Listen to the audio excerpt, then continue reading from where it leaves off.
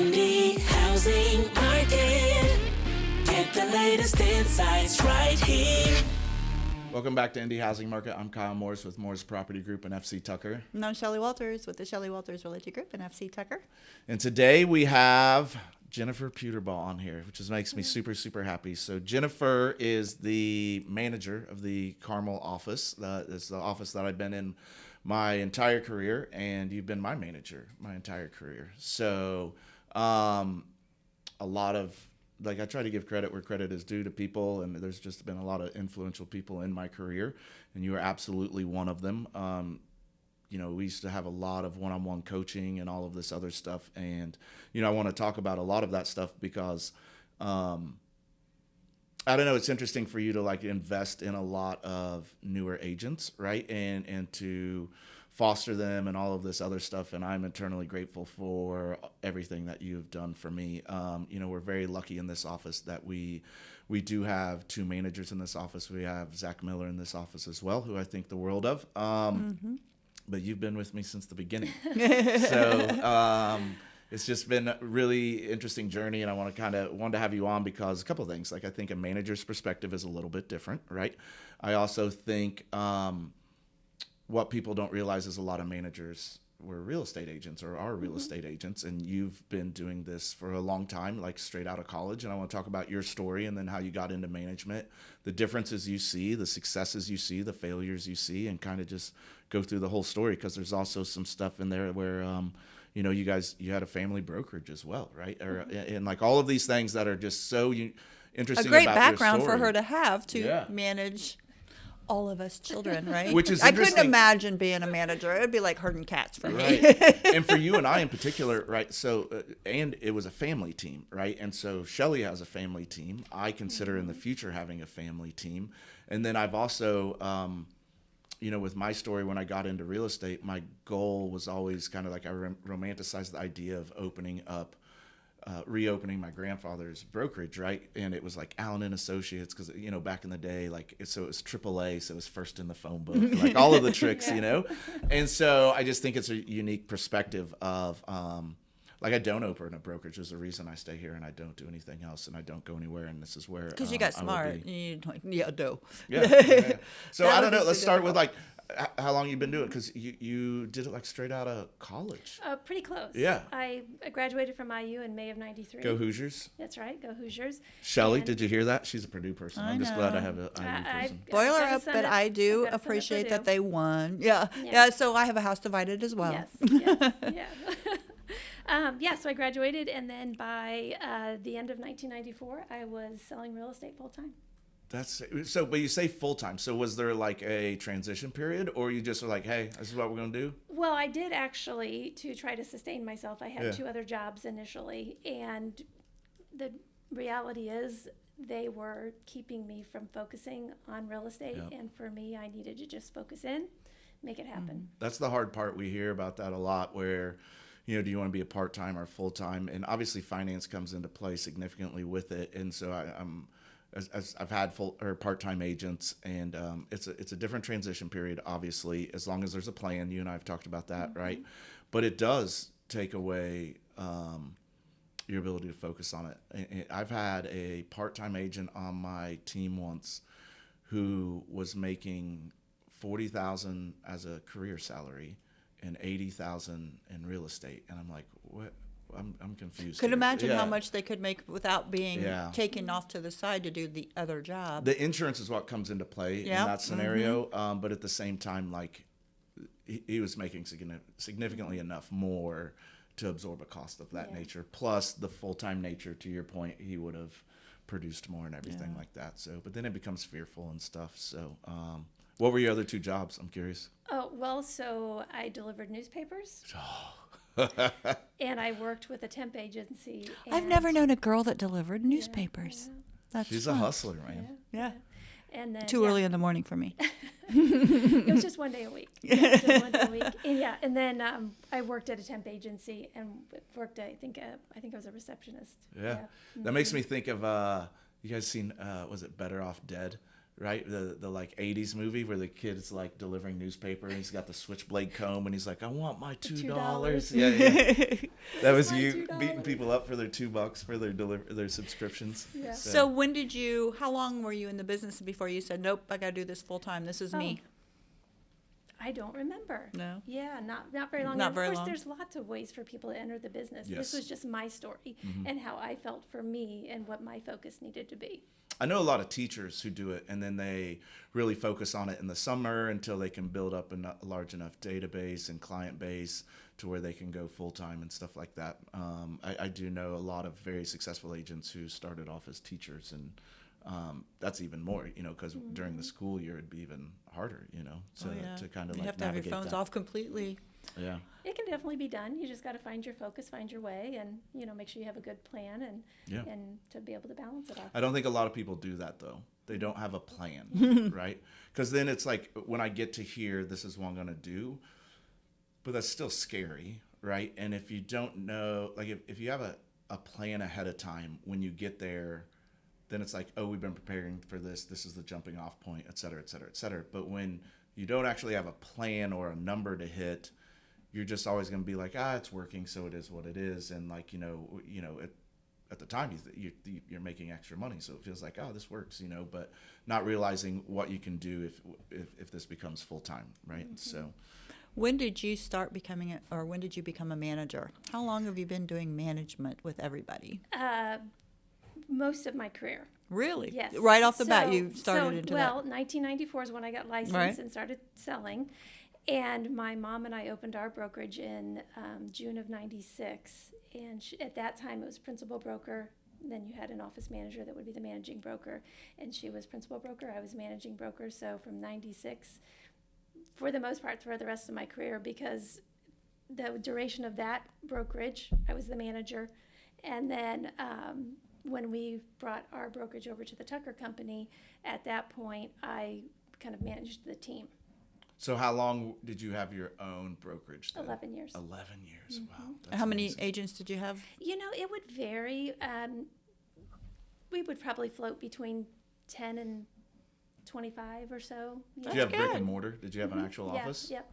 Nice. We did. Did you and your mom bump heads? No. Never. Not really. I mean, I didn't no. even work with my parents and I Yeah. bumped heads with Yeah. them, so I don't know how that. Hey, Raquel, Shelly, do you guys bump Yeah. heads? Yeah. No, not really. Yeah. That's a lie because I've seen it. So anyway. Well, that may not be work related. Whole different Yeah. story. We just really had a pretty clear vision, and we're very aligned in our approach to the business. And for the most part, it was really pretty smooth sailing. Have you ever talked to your mom what that was like for her to start something with her daughter? Like that's pretty freaking special. You know what I mean? Yeah. Like to be like, hey, like that doesn't happen very often that, Yeah. you get to do something like that special and unique with your parents, I come from a long line of entrepreneurs, to be Uh-huh. honest with you. My mom has been an entrepreneur most of her life. So when we brought the brokerage over, it felt a little bit like an end of an era in a Really? way. Even No. though, but then we were forming a team together here. She was team lead. I was managing the team, like I said. But A long line of entrepreneurs. line of them, Were you guys like yeah. running moonshine or something? not that I know of. Darn it. I had a great aunt and uncle that had a candy factory, the that's home awesome. builders, an antique shop, a donut shop. Really? Very fun. Yeah. That's awesome. Real So, estate. yeah. So it just kind of, doing what we do is just not for everybody. I'm very vocal about that, and it does take a certain kind of mindset. And I do think it can be created in somebody, but I also think there's people who are just born that way, right? And they just tend to, I don't know. I mean, you can just kind of tell there's some of the personalities where they're just a little bit more upbeat, a little bit like, I want to say flighty, but that's not the word. You know what I mean? Like we just tend to think of things a little bit more 10,000 view. You know what I mean? When you see an agent come in that's newer, do you have a persona of a type of person that you're just like, this person's going to do well, or this? Do you kind that's of good. can you picture that when you see somebody? Do you know the stars that are out there, or do you not have any thoughts on that? sometimes I think it could go either way. Yeah. Like there are times that I'm so pleasantly surprised by someone, and someone that I really thought was going to do amazing, just it didn't turn out to be the right fit for them. But yeah, there are definitely people that I meet that I'm like, yeah, you can tell by just their energy, their focus, their intentionality that you're like, yeah, I think. What do they're you gonna knock it out of the feel? park. She's talking about you, not me, right now, Shelly. Nobody would have bet on me. What do you feel when you're seeing the management? You've seen people come and go or whatever. What do you feel may be the biggest demise for somebody that is in real estate that they could have fixed? Do you have one or two things that you just see that it's like, darn it, if you just would have done something differently? There's one or two things that always go south, anything like that? Just for ideas for people out there to really keep your eye on these items that are... Consistency. Showing up and being consistent. I think when you think about your lead generation plan and how you're going to approach this business, I always say be authentic. You have to be you. There's so many ideas out there, so many different ways that you can do this. Look at those, recognize those, but take from them what speaks to you and how do you make that your own, and then do it consistently. That, I think, is the biggest thing, is you've got to be consistent and do something to keep moving forward. And so how do you feel about AI with this... the AI thing is, to me, not a personalization at all of yourself. Like you said, authentic. What are your thoughts on the AI marketing? I guess when I think about AI, I think about how it can help us and support us so that I can spend more time face to face and in front of people and building relationships and connecting and doing the human piece of it that I hope can never be replaced, right? Right. But AI to me would be more support and helping me be more efficient. The business part of it. Yeah. Yeah, I think the piece that you're talking about, Shelly, with like the fakeness and the creativity and stuff like that, like I think it's got a shelf life, right? Like I just think it's new, and I think we will always circle back to a people business, right? And I think, to your point, being authentic and genuine, the other way will get you a transaction or two, but it will not get you a referral-based business, which is what I am, which is what you are, is what we kind of teach here.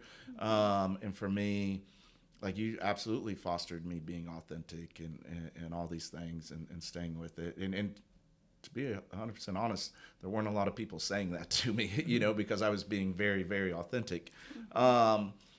It's easier to be yourself than somebody else, right? Oh, So, like, crazy. if you're like, I love working with first-time home buyers, well, then don't try to do 7 other things or whatever. So being authentic to yourself should be pretty easy, not trying to go out and be something you're not. As a team lead, I deal with it, and Shelly, you deal with it, but just nowhere near on the scale that you do.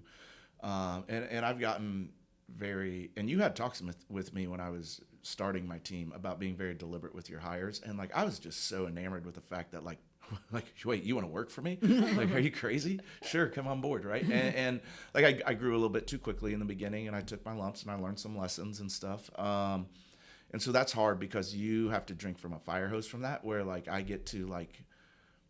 kind of get a pick from afar these days. And I've told you, like, I usually know almost a year in advance if I'm even going to ask somebody, right? Because like I get asked a lot, and I know, Shelly, you do too. But I have been, excuse me, I have been in the situation where somebody interviewed great, and then, you just think they're a perfect fit, and then they, like you say, consistency. I'm like, they just don't have work ethic. Right? That's what I mean, I'm a little bit more harsh, right? Yeah. I've had people who I thought would just be all-stars, and then they fizzle out. They just don't stick with it. They don't have the drive or whatever, or the motivation. They're not like you. Yeah. So it's like we have our thoughts of how we want to run our business, and it is hard. So I couldn't imagine being a manager and seeing all these different personalities. And it's kind of like being a mom, is how to foster each person individually with what they bring to the table. And that's where you're so good at that with your coaching and everything. And I could just see how hard that would be to just pick each person and say, okay, here's your lane but still letting them be themselves. So what have you seen recently, maybe not even recently, in the past couple of years since you've done this for a while, more of the things you just never expected? Like, this is coming out of, I've been doing this for years and years and years, but this past couple of 2 or 3 years, have you started to see things that are just like, I don't know, this is just totally different? Like, is it changing a lot right now, or do you feel it's just the same as it's always been? It's just 1 or 2 new things pop up here and there. I think I feel like the fundamentals don't change. It's connecting with people. It's providing value. I always encourage people, roll in a way that you're providing service, and you're trying to serve people and advise them and help them. And when people know that they can trust you, I think the rest of it sorts itself out. I agree. Because that's what they convey when they tell other people about you. It's like they can trust you. Yeah. Right. I think it all starts with trust. I agree. And then from there, so understanding those fundamentals, like, those don't change, of connecting with people, but the way that you do connect with them, the way that you reach out to them, that might change. So if you're thinking, maybe you're working with people who don't want to talk on the phone, great, text them and let's schedule coffee and let's connect. So it just might be a different approach, but at the end of the day, it's about connecting and providing value. I think Because you have seen different changes. I'll say real quick is Yeah. you've come from all of which we didn't, is the books, Oh, yeah. carrying the We books had the around, books. going and getting keys, where things didn't move quite as fast. So I think that's one of the interesting things that, and we talk about it a lot here, and we've obviously, talked a lot about it in the office. The fatigue over the past few years of agents themselves, right? And the past, especially rolling out of COVID, and then like what we'll call it 3 years of insane Pretty quick fast market. moving, right?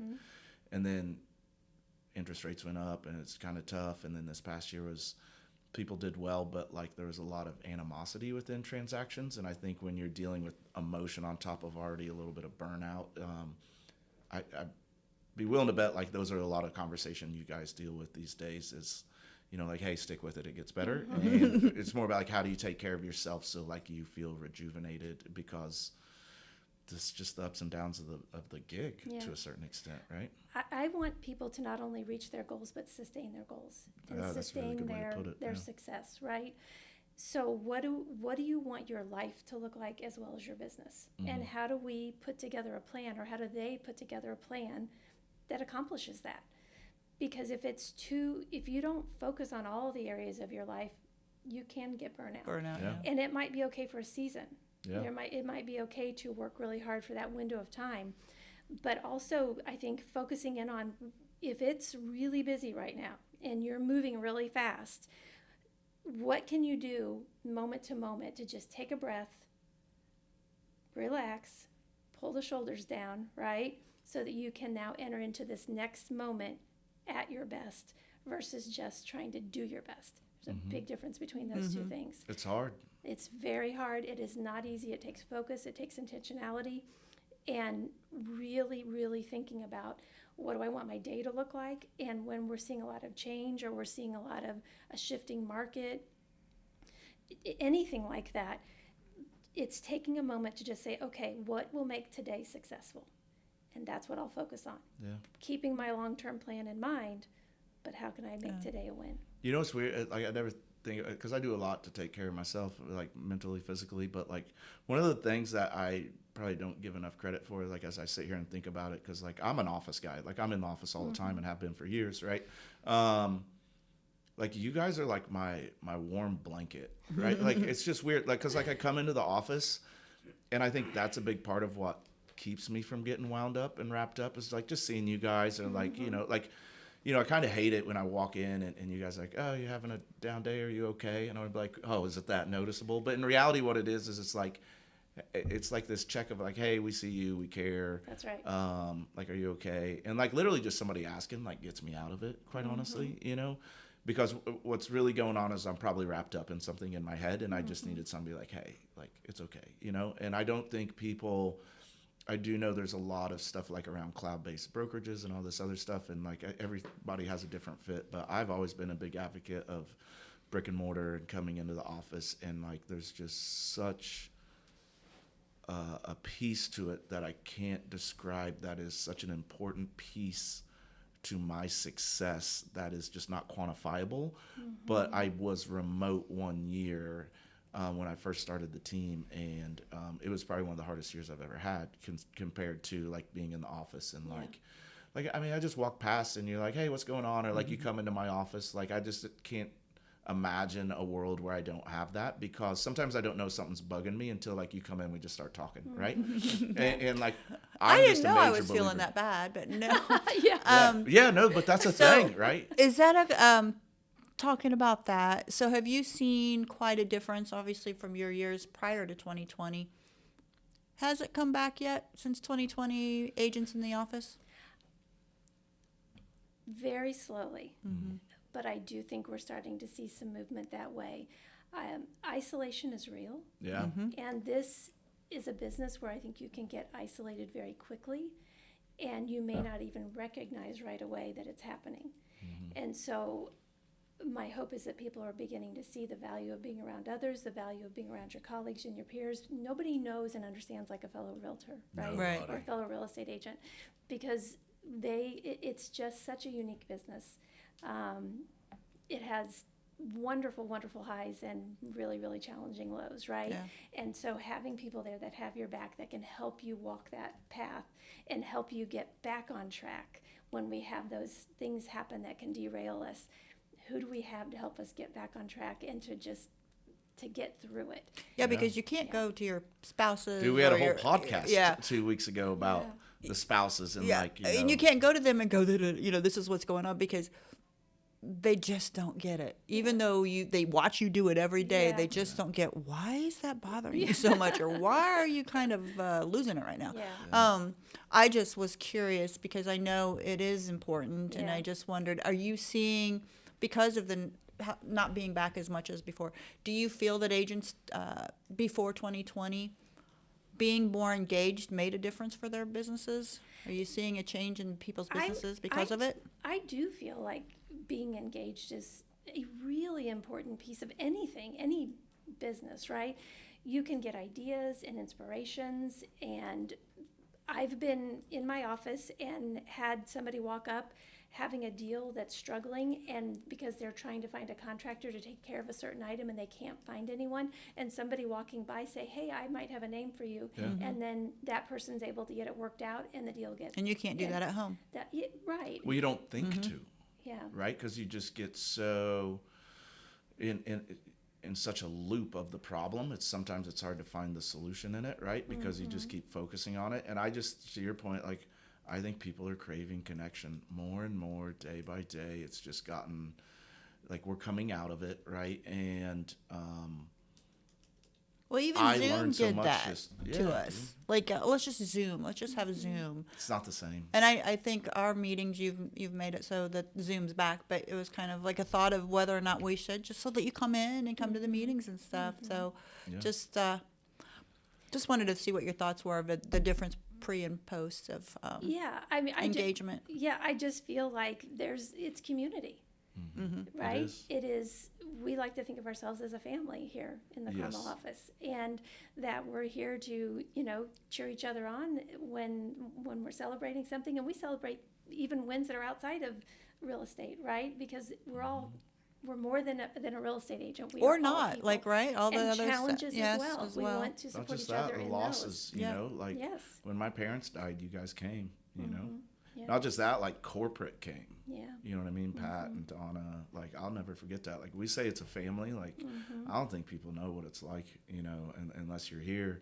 And if you don't have that, I hope you find that, because, like, it's just different. It's special. Like, to your point, like, when I come in, I'm having so many conversations that just spur real estate conversations. And I just don't think people understand. Like, as a result, I'm constantly in that headspace. So, like, I've gotten clients at CVS, the gas station, like Kroger, you know what I mean? Because, like, it's just in my head all the time. Yeah. It's kind of a curse. I got one at Arby's about 3 weeks ago. Arby's?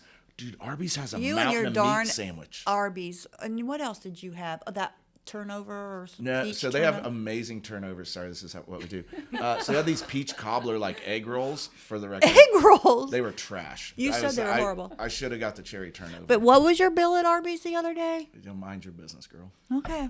It was like $35, and I was alone. Oh. Dude, but if you go to Taco Bell, it's like 20. Okay. If So I I go don't to even Taco know. Bell, it's I like don't even 20. know how we got. Oh, because again, talking about your business wherever you are can spur somebody. Because somebody is always knowing somebody or something that's in the business. But when back in the day, my very first client was the receptionist at my dentist. Okay. Yeah. My very first Yeah. client, because I was like, oh, I'm in real estate. And she said, oh, well, we're looking for a house. And I'm like, is this easy? I was like 2 weeks old. Yeah. But that taught me right there and then, I don't care where you're at, CVS or anything, talking about it. And it's amazing how Yeah. people, but here's the thing, the trust thing, this is what I am surprised about, is that trust thing is not there for this person who just met you 3 minutes ago. And they're like, oh, yeah, I want to use you. And then you go down another street and talk to somebody and they just drill you. Like, you know, a 2-hour interview of like, I'm not sure. Yeah. And another person's like, yeah, sure, let's go. But talking about it everywhere you go sure does help in regards to getting people out there to know what you do. You never know who's going to be the person. Yeah. But everybody does know 11 agents, right? Yeah. Isn't that the number right now? That's part of it, though, is developing your skills to understand that people communicate differently. People are looking for something different and trying to ask those great questions to understand what their needs are so that you can lean into that piece of yourself and that piece of what you can bring to the table while making sure that they know that you've got this. I think these that's other what's skills. good about your coaching is that you sit down and you get to know people, and you kind of keep your accountability pretty basic with them at first until you kind of understand their personality and mindset and their drive. You're really big on the why, right? Absolutely. Yep. Yeah. And then once you know all that stuff, you formulate a plan around that. And I think a lot of people just kind of like force feed, do this, right? Like I think we have a lot of tools here. We don't. You have a lot of tools here that you use to help people that is individualized instead of a net, I guess, if that makes sense. And I've just always appreciated about that. Like you really do take time to get to know somebody before you really kind of implement some just easy, like, you know. Well, I plug-and-play must plan. say, we know you care. You're not faking that you care. No. Like, you are one of the most caring persons, and every time I see you, so that part of you comes across that you're not just doing this for the daily, 9 to Authentic 5. even? Yeah, she's very authentic. What do you so know? we appreciate You that want to very hear much. something fun? So I was cleaning out some old papers and things recently, and I came across my self-assessment from when I started at IU because I went in undeclared. And so I was like, oh, this will be fun to kind of reflect back. And it said, what makes you happy? And I wrote down, helping other people achieve their goals, achieving my goals, and making sure that everyone feels welcomed and loved. Wow. You should frame that. I was going to I say that know. needs to be in your Yeah. office. I love Yeah, that. Maybe I will. Isn't that funny how young you were, but you knew it? Yeah, That was I was in you, but actually you put it a into little- words. Yeah. yeah, and I was surprised. I was like, wow, I didn't even know that I would have known that back then. And so it's really, that's what I love about what I do. Yeah.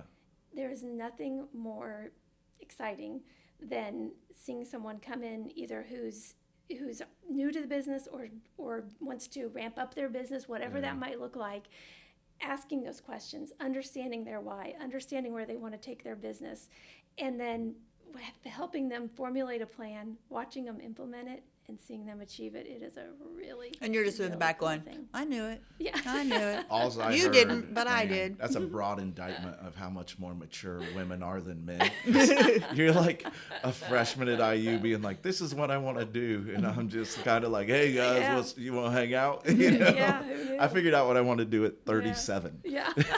You knew it at 18. Well, I guess I didn't know what form it would take. Yeah, right? yeah. So we were talking about like what you think makes people succeed and fail. Mm-hmm. I think one of the hardest things would be is like, as a managing broker, is when you lose people and like you don't know you're losing people. And I'm sure it just starts with like, in a coaching meeting, like, maybe they're a little bit late or maybe, and not that you care about that stuff, but you just start to, you notice things, right? Or they're like their body language and then like they don't reschedule or we'll get back with you and like communication just dips off. And like one of the things, like when I go and speak at Tucker and like we talk about it here and Shelly and I, like one of the most frustrating things for me is some of the best agents I've ever met quit before they became good agents, right?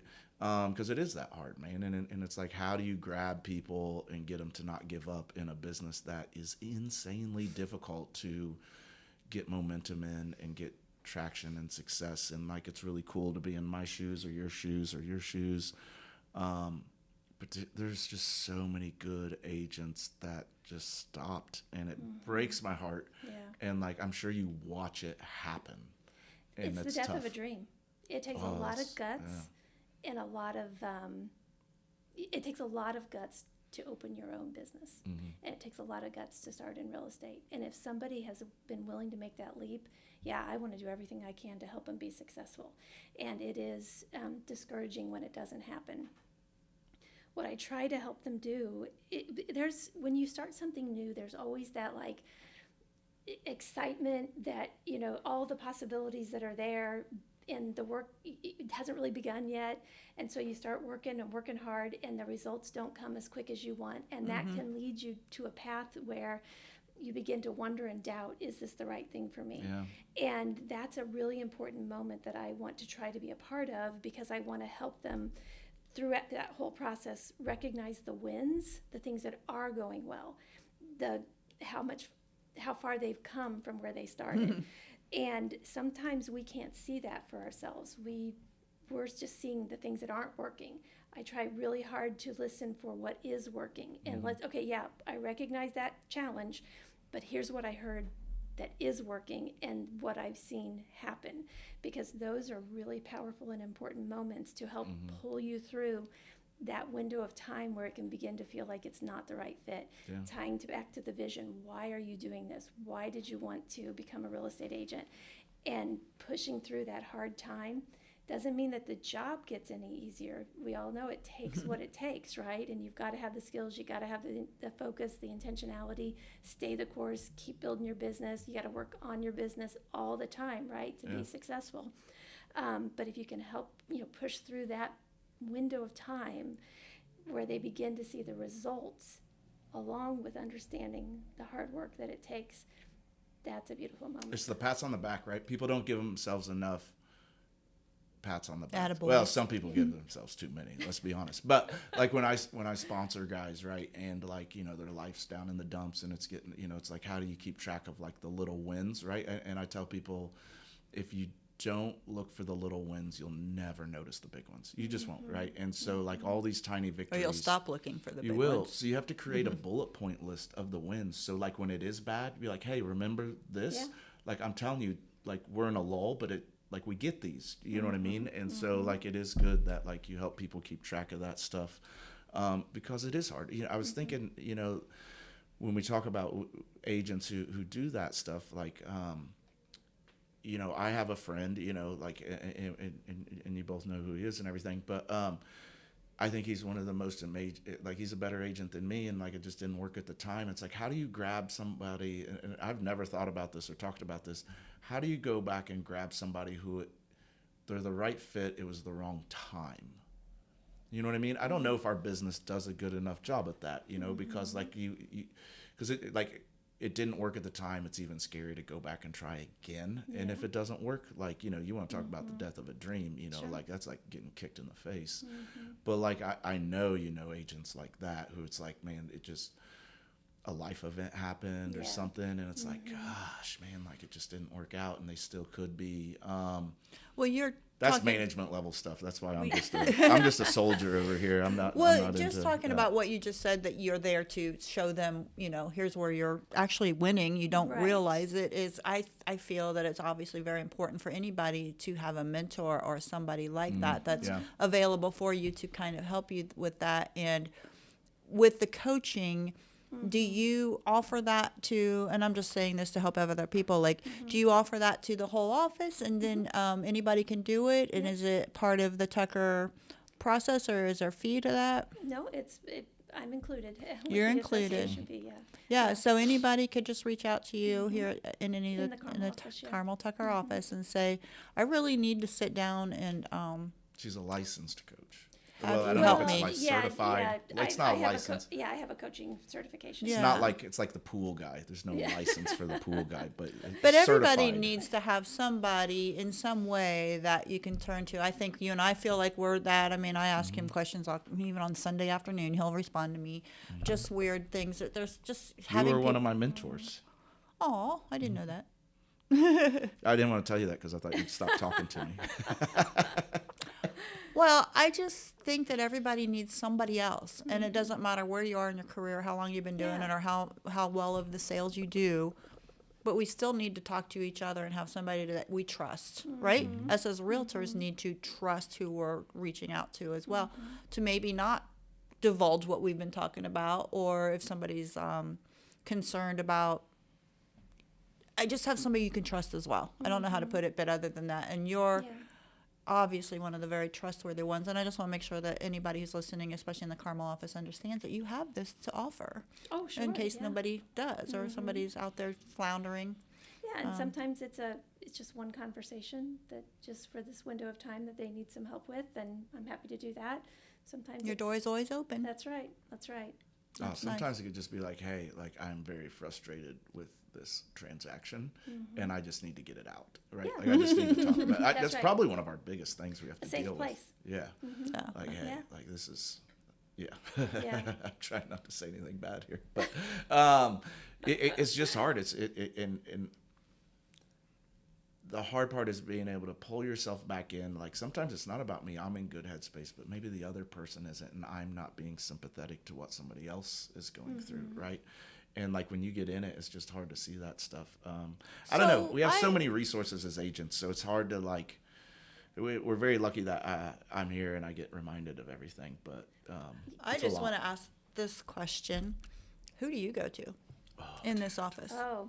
I don't need to pull out names, but I want names. I hope you know that it's vice versa to you as well Thank you. in this That office. means a You lot know, to me. every single person in this office would be there for you as well. Because I look at you pouring out to everybody. I hope we are pouring into you when you need Absolutely. it. So, Absolutely. okay. Yes. Hey, man, maybe I you need feel- to. I feel like me and Jen do. Like me and Jen have heart to hearts. No, I just could imagine in the position you're in of pouring out and hearing everything that you also need to be cognizant that this office is here for you as well. That means a lot to me, and I appreciate that. I mean, I'm speaking for everybody, but Yeah. I know I am. And I do feel well supported. I feel well supported here in the office with the wonderful relationships I have with agents, with all of you. But I also feel well supported by our leadership too. Absolutely. You know what I mean? For So sure. do I. I mean, I do too. Yeah. I feel that our leadership is. Yeah. It's hard to explain, and when I do talk to other agents that are possibly thinking about this or coming on whatever, Yeah. to be able to say what our upper help is right there. I mean, we're a family. That's It right. feels like it, just very much so. Absolutely. You know, and the truth is, I also have a business coach. I've had a business coach for, over 15 years.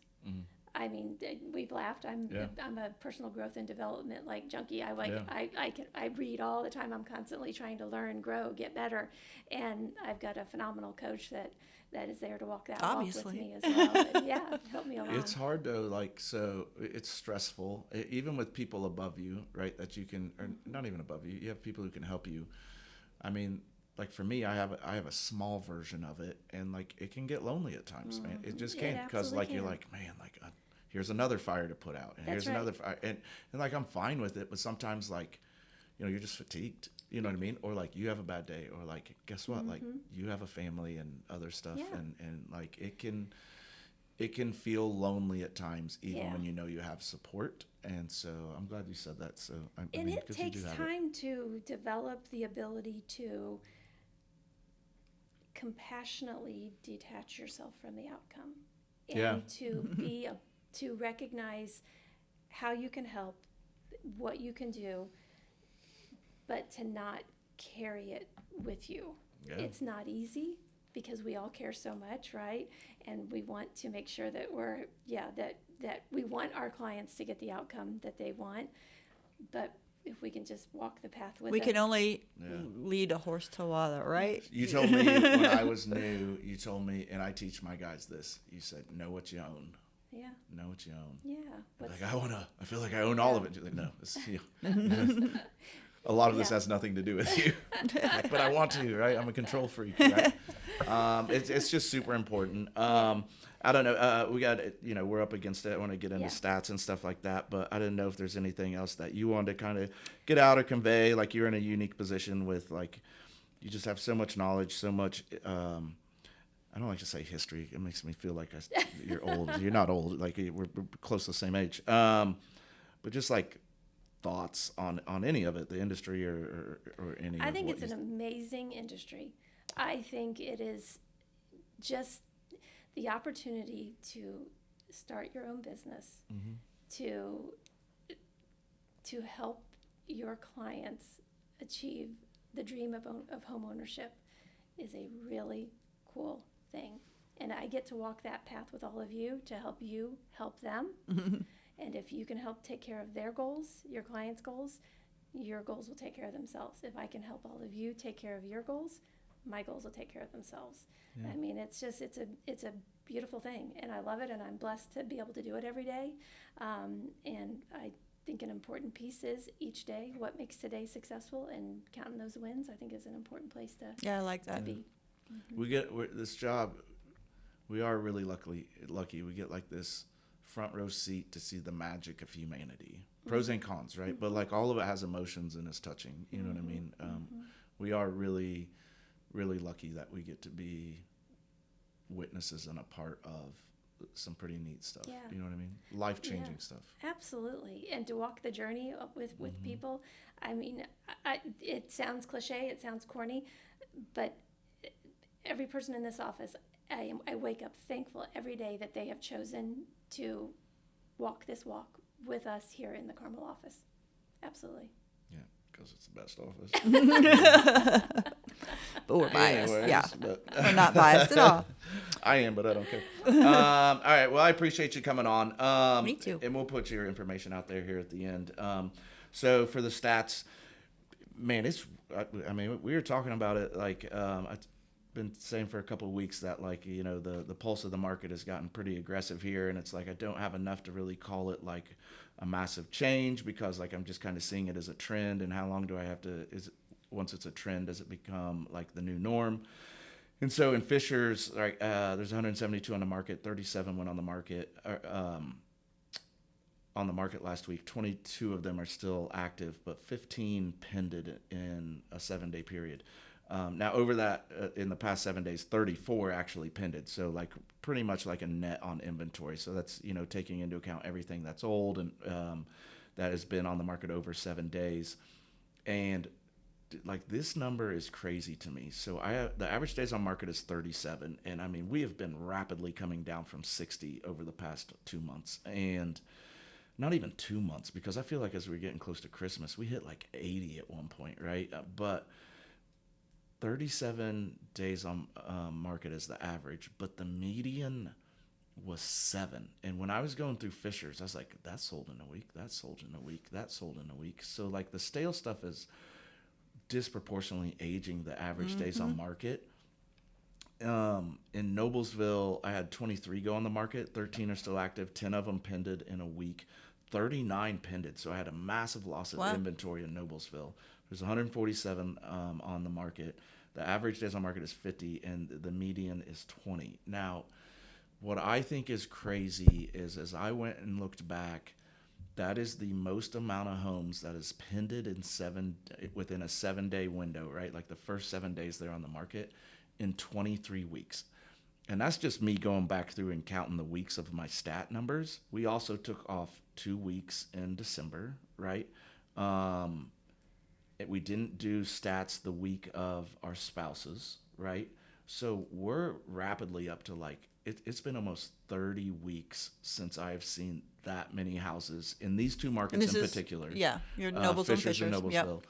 that are consistently like that many in their first 7 days. Now, there's been times where like I hit one of these numbers where like Noblesville hit 10, but like for both of them to be this high, I would randomly get a Fishers high or a Noblesville high, but for both of them to be high, it has been minimum 25 weeks since I've seen these kind of numbers. So take that for what it is. And it was also -10 for an entire week. And the week before that, it was a snowstorm. So we have a lot of stuff going on with the weather sucking. Right. And once this weather breaks, I think it's going to really make a lot of things start to happen even more. So like what you're just saying is happening with -10 and snow and everything else. It's almost 60 today. Yeah, I know. But just thinking of what that's going to be like if we're like this now, what does the spring look like coming towards us? Which everybody needs to just be, we'll keep obviously an eye on it for the next couple of weeks, but it's going to be interesting to see this spring market. And I say it over and over again, those rates go below 5 and stay there. I mean, It's they a are, psychological right? number, They- but I they- mean, just stay there and everybody just really start talking about the 5s. It's going to be interesting for buyers to get out there. So for Carmel, I will just say Carmel's just not getting inventory. It's very interesting. Only listed 18 this past 7 days in Carmel. And that was half as many that were being listed in early January. So it's been like this for a couple weeks, but 9 of those pended, a total of 27 pended. So we lost inventory by quite a few. The average days on market for the past 7 days was 53. Median was 20. So we're still staying around that 60-day mark of 2 months on inventory. But this was what was surprising to me. So that average days on market for the past 7 days, there's 2 markets, and I'll talk about this, but there were houses that had sat on the market for 95 days, 239 days, 128 days, 119. Like, there are still, we say these numbers, like you said, the 7, but there's still a huge amount of the inventory out there that is just sitting. And it's falsely inflating the average days on market. Yes. But they're out there. So the actives, so how many are on the market right now? In Carmel's 133. The average days on market is 107. So the ones that are currently active are sitting at about 3.5 months. That is, that's a lot, in my opinion. That's the actives. You're talking, we're almost 4 months sitting there and talking about not getting an offer or not obviously finally closing. But the 70 homes sold in the past 30 days, those average days on market was 46 again. So that's that active inventory that's just sitting there very stale. Westfield 27 hit the market. Only 3 of those pended, but a total of 29. So we lost inventory in Westfield as well. Again, 89 days on market was the average for those past 7 days. Some of these were 313, 315, 240. Again, we do know there's a lot of new builds, so those are being there too. But 213 are currently active in Westfield. 121 of those are new builds. So That's big. they're at 3 months on the market as well for average days on market. And in the past 30 days, 71 sold with average days of 73. So it'll be interesting to see if we continually stay here or if as spring comes on, these days on market start to go down. But we've been sitting here for to December, January, now February for some time. Zionsville 8 hit the market, 4 pended, but a total of 7 and 39 average days on market. There's currently 44 active. They're at 4 months on the market right now at the 44 average. Those listings, 23 sold with an average days of 37. So that's my stats for Carmel. It's interesting. Zionsville is still so. I mean, that's just not historically what we would say about Zionsville, So it's just, I don't know if part of it's just because there's been a lot more new construction. I don't know if it's because there's been so much attention paid to Carmel, Westfield, Fishers over the past couple of years. But I'm continually surprised by the stats for Zionsville since, I don't know, for the past year, I almost want to say. Well, remember all the times I was saying, like, in Zionsville, we need your inventory. Houses were goes. selling in 1, 2, 3 days. Especially in the village, right? Yeah, just and that's just really starting to show a slowdown, even for Zionsville. But it is still February. Yeah, so last year, spring market started, like I just remember it clear as day, February 15th, and we're still a week out from that. Right. And we've already seen this kind of an uptick. It's just kind of, I don't know. It's hopeful. I think for the people who are waiting for the market to bottom, I think you've missed it. And I think if I were you and you were out there and trying to get some good deals, get a bunch of leverage, like I would be pursuing these stale houses on the market before they're gone, or you won't have that option much longer.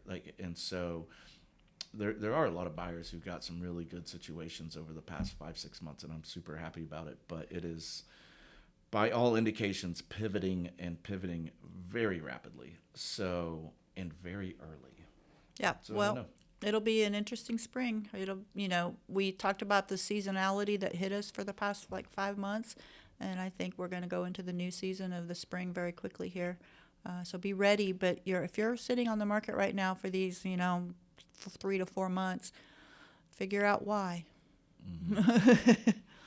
Yeah, you got to do something to make it attractive at this point. All right. Okay. Well, I appreciate you coming on. You mean the world to me. A big part, like you two are, a big part of why I even exist the way I do these days. And so it's nice to be able to bring you on here and kind of, give you your flowers. That's what the kids say. Isn't it, Raquel? You give them your flowers. She's not a kid, but she's a kid compared to us. Oh, you're claiming different generations now? New lingo is not my generation. Yeah. We're done with that. Anyways, it's just nice to have you on here. We usually have our guests give their information out. If you want to give your information out in case anybody wants to reach out to you, how could they get a hold of you? 317-281-3534. Pardon me, or Jennifer P. at talktotucker.com. Yeah, I would hate to have to put your last name in an email, just so you know. But It's actually exactly as it sounds. It really is. It is, but it's a would be- mouthful. And you married into that. What was your maiden name? It was just 4 letters. And now I have 10. It's usually the way the girl was a Smith. She goes to like some really doppelganger name or Right, something. yeah. That's funny. That's funny. But I appreciate you being on here. Thanks for asking. And I know you weren't Yes. super excited. Everybody's always nervous to come on here, but I Sure, think you see it's yeah. pretty easy. What are you going to ask Yeah. me? Everything you know. Yeah. And unfortunately, the bad news is it also means you're going to be on here again. So, yeah. So, my name's Kyle Morse. I'm with Morse Property Group and FC Tucker. My number is 317-649-5122. And I'm Shelly Walters with the Shelly Walters Realty Group, FC Tucker, 317-201-2601. Talk to you later.